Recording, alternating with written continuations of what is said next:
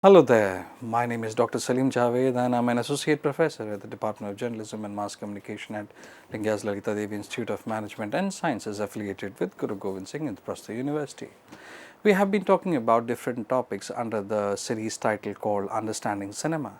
We have talked about how different story formats work when you want to write, or as if you really want to be director, you must have a deep understanding of how screenplay works. From this series onwards, we will be talking about the evolution of narrative.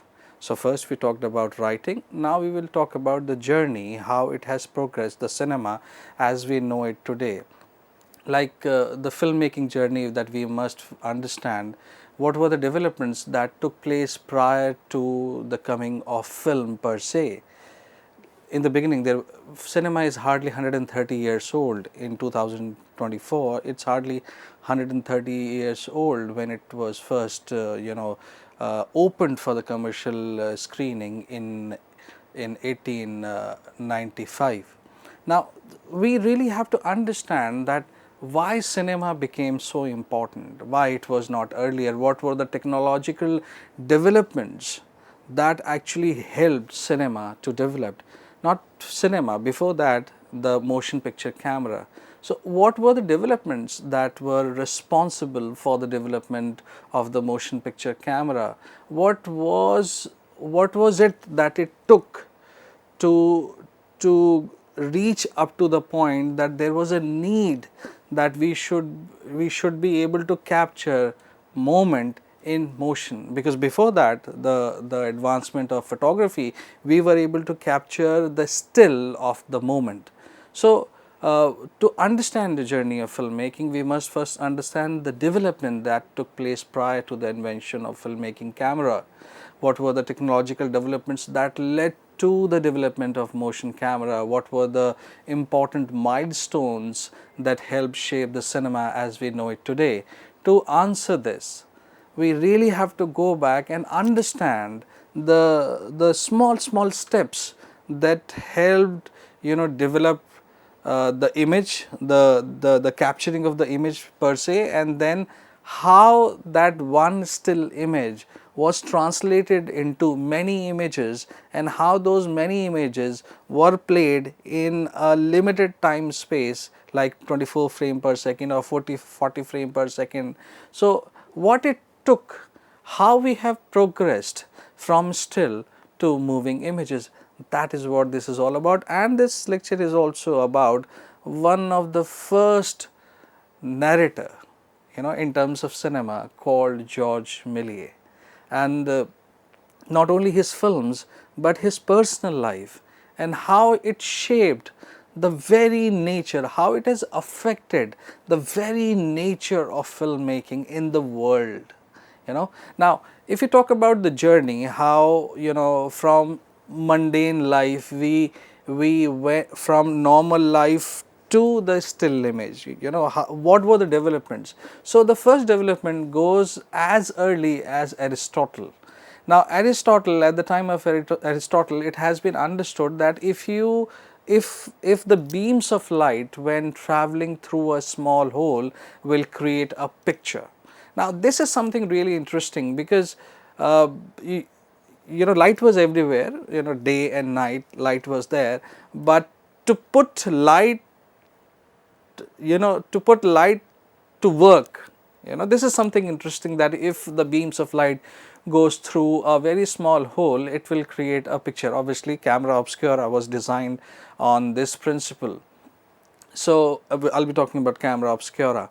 Then around the 10th century, there was one very interesting name. He was an Arabian scholar called Abu Ali Hassan ibn al-Haytham, who is also known as Al-Hassan or Al-Hazan.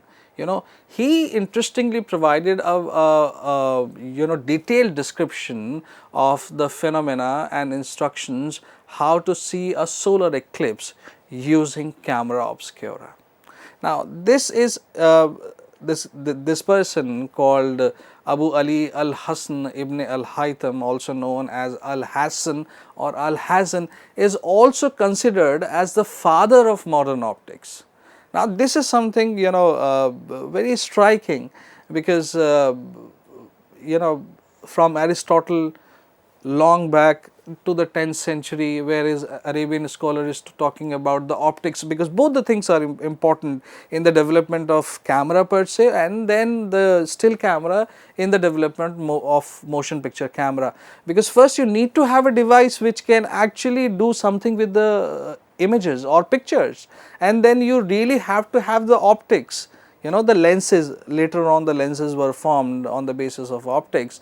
So you really need to have initial, you know, they may not have thought that their you know, their understanding, their contribution will be contributing so much into this, but I personally believe that no invention exists in isolation. There is always a development, then only a invention takes place. So Aristotle, we are talking about Aristotle, how the beam of light, you know, passing through a small hole will form a picture, and then Abu Ali al-Hasn ibn al-Haytham is talking about, you know, solar eclipse using a camera obscura, and he is called the father of modern optics, and how these two things you know, ultimately comes as one of the very important developments in the formation of still camera, and the still camera into the formation of moving camera. Now by the 17th century, you know, there was a very interesting development that people could understand that certain silver compound, when they are exposed to light, you know, so there is a sort of a reaction when certain silver compound is interacting with light.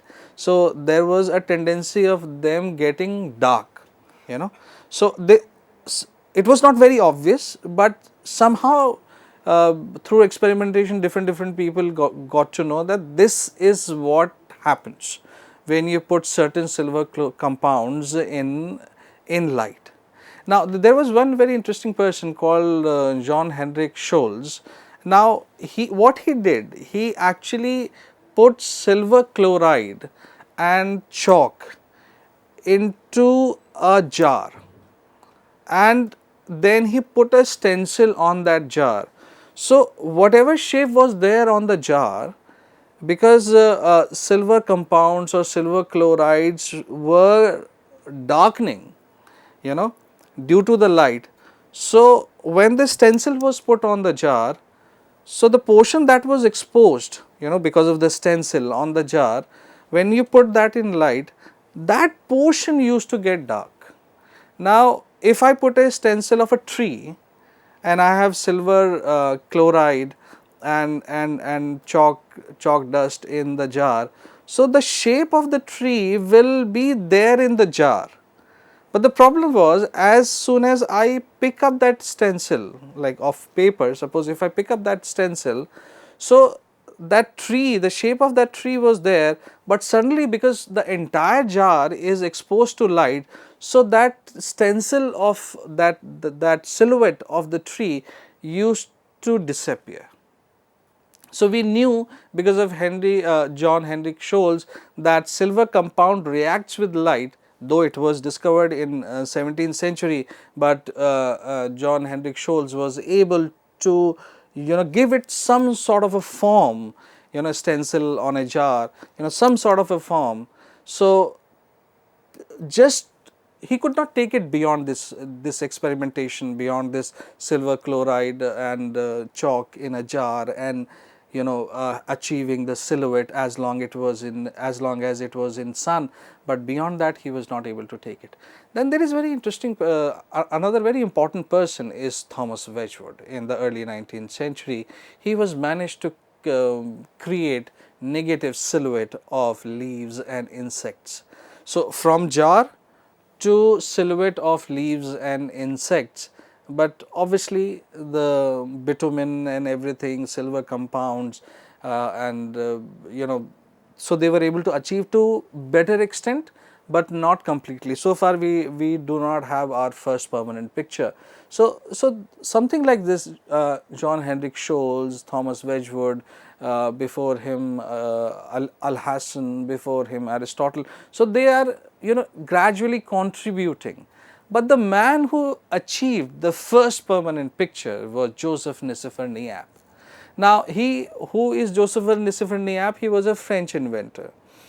In detail, I have talked about Joseph Nicéphore Niépce and all the developments. So, I am just telling you the crux, how we were able to achieve first permanent picture, how it became popular in the world, what were the other developments that led to the development of first motion picture camera. So, Joseph Nicéphore Niépce, who was a French inventor, actually developed the first permanent photograph in the world. Now, he is from France. Now, there is a very interesting story of Joseph Nicéphore Niépce, and the next person that I am going to talk about is called Louis Jacquemin Daguerre. Now, all these people, you know, Louis Jacquemin Daguerre was also in Paris, in France, sorry, in France, and he got to know about Joseph Nicéphore Niépce's first, you know, permanent photograph, and he was like, I should contact this person, because he was into a business where he needed it more than anyone else. So, Louis Jacquemin Daguerre tried to contact Joseph Nicéphore Niépce. Joseph Nicéphore Niépce said, no, I don't want to collaborate. But Louis Jacquemin Daguerre kept on pursuing him, pursuing him,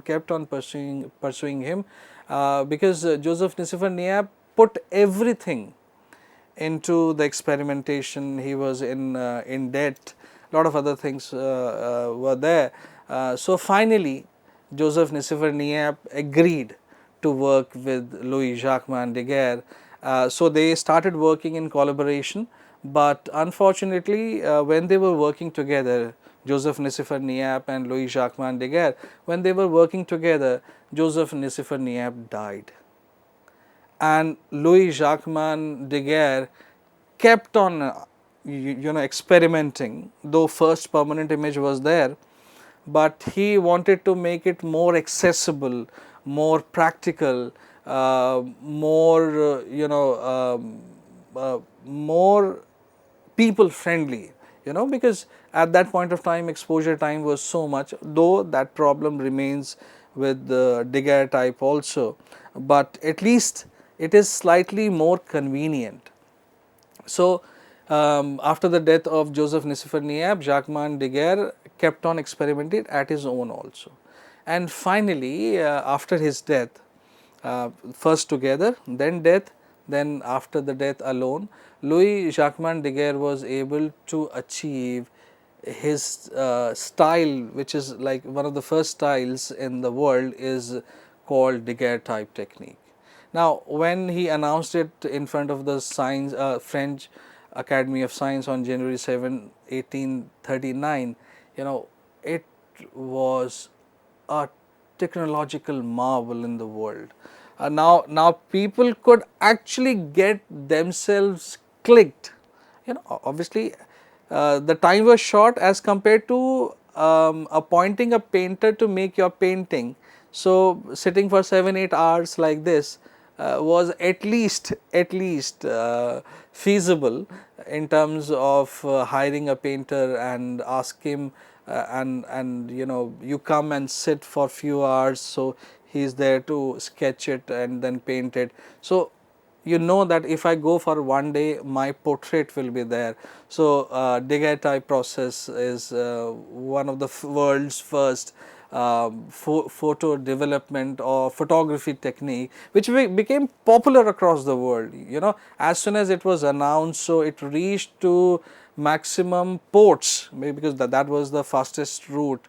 It came to India also, and like 1857, not exactly 1857, 1 year after 1857 we started having photographs in India. Before that also, but those were the few historical facts. Now, next important person in the list is William Henry Fox Talbot. Now, Daguerreotype announced its Jacquemin Daguerre announced its daguerreotype process in France. After a few weeks, this guy comes rushing to the London Society of Science and says that look, I have also developed a system. But obviously, Jacquemin Daguerre was the first one. So, but the interesting point about William Henry Fox-Talbot, that he was able to reduce the exposure time and led the foundation of modern photographic chemistry. He named his invention calotype. Talbot realized, now this is really important. Uh, Daguerreotype was mostly on metal, you know.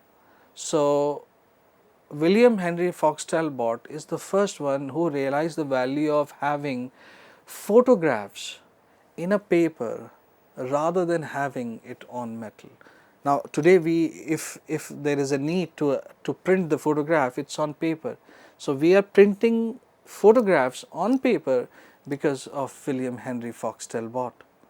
Now, the next development in the row is gelatin dry plate process.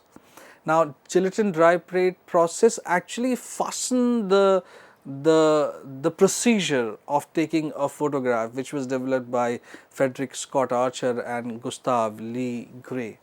Next important development before we, now this is I would say this is the, I mean, these were one of the most important developments for motion picture camera development, but this particular development that I am going to talk about is the most important. Obviously, it could not have been possible had these developments not been there, but there was a governor of there was a governor called Leland Stanford, you know, of California. He said, so he went to a race course. It's a very interesting story, and how stories or need need is the mother of invention, as we rightly call it. You know, so how need came in place at first.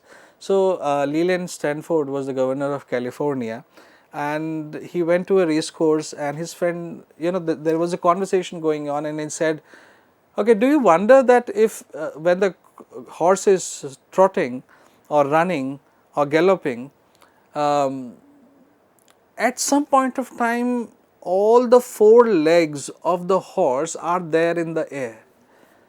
Obviously, now this may not be a genuine question in 2024, but think of it way back, you know, because all the paintings till that time or even today, all the statues, a man with a horse, either the four legs are there on the ground, or two legs are there in the air and two legs are there on the ground, and this is how you balance the picture.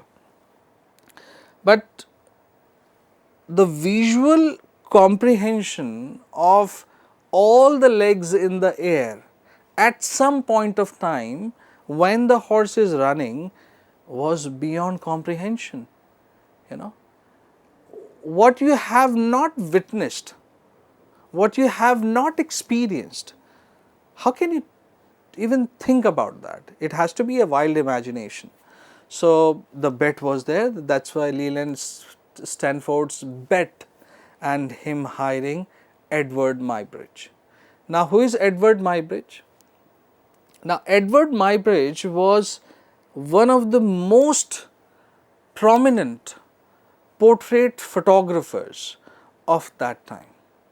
So, Leland Stanford was the governor of California, and he said, Edward Muybridge, he hired Edward Muybridge and said, look, you really have to come up with something which can capture when the horse is running in the race course, or so can we capture an image of a horse in a point of time where all his four legs are in the air.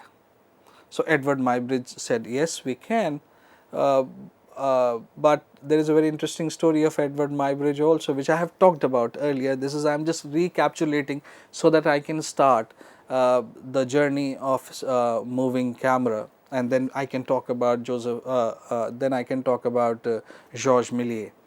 Now, he experimented and everything. I have talked about this in the history of photography, how all these people and their specifications and all the stories that I have talked about in the history of, you can access it in the playlist also.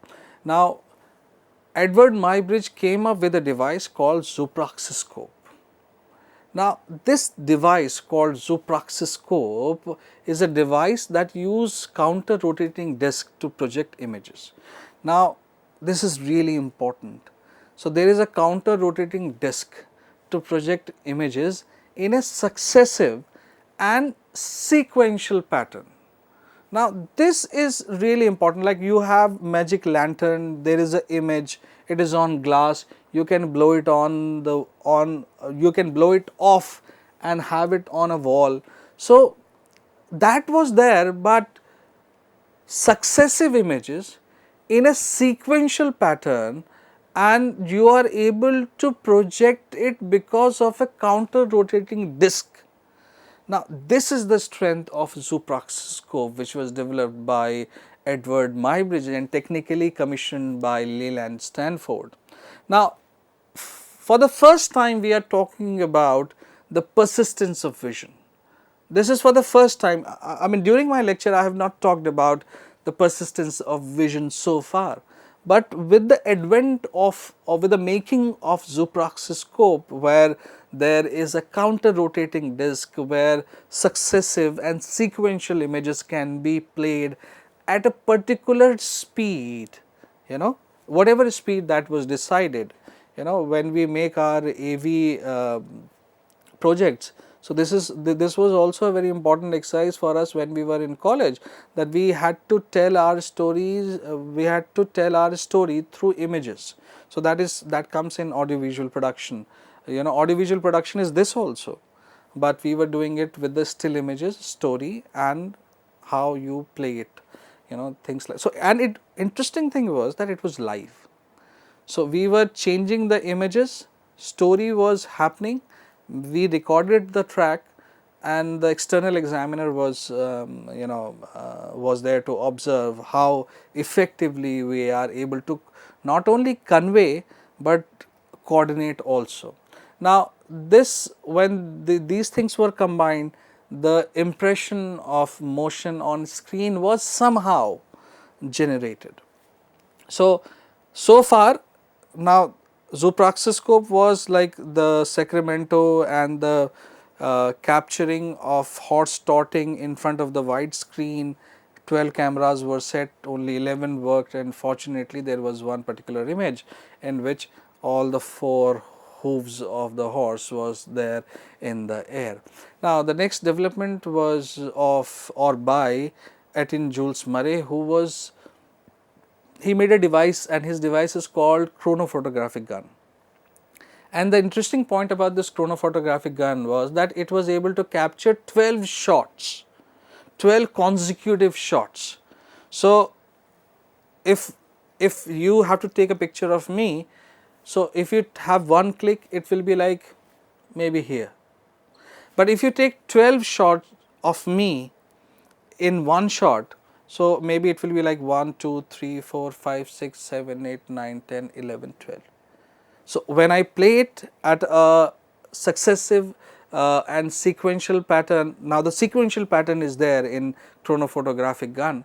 So, these two developments, one is zoopraxiscope and then the chronophotographic gun, they really they are the two milestones when it comes to one of the important stage prior to the development of motion picture camera. Now comes the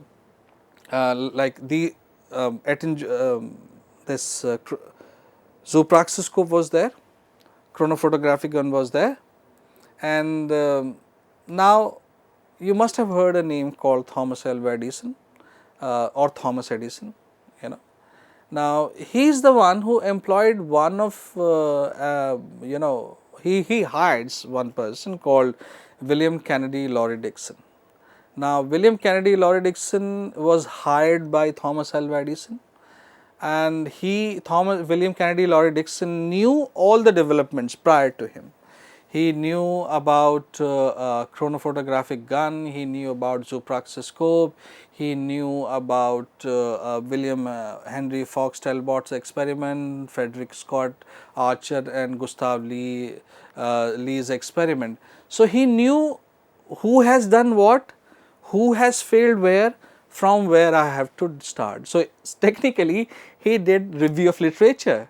So, he found out the gaps, and he knew that what is the available literature and from where I have to start, where do I have to put myself into, and obviously Thomas Alva Edison hired him. So, he must be a man of some caliber, and Thomas Alva Edison himself, everybody knows. So, William Kennedy Laurie Dixon, as being paid by Thomas Alva Edison, developed the first motion picture camera known as kinetograph. Now, kinetograph becomes the first motion picture camera of the world, Thomas Alva Edison and William Kennedy Laurie Dixon. Now, again, there is an interesting story that William Kennedy Laurie Dixon was never given credit of developing the first kinetograph or the first motion picture camera, because he was employed by Thomas Alva Edison. So, initially, Thomas Alva Edison was credited to have developed the first motion picture camera, but by 1950s and 60s there was a very interesting paper which claimed that no, it was not Thomas Alva Edison, it was William Kennedy Laurie Dixon who was the inventor, or who is the one who first made the first motion picture camera. So, in this lecture we have talked about how from different developments we moved towards still photography, how we achieved the still image, and then from those initial developments in the world of still images, how we are able to achieve our first motion picture camera called kinetograph. Thank you very much.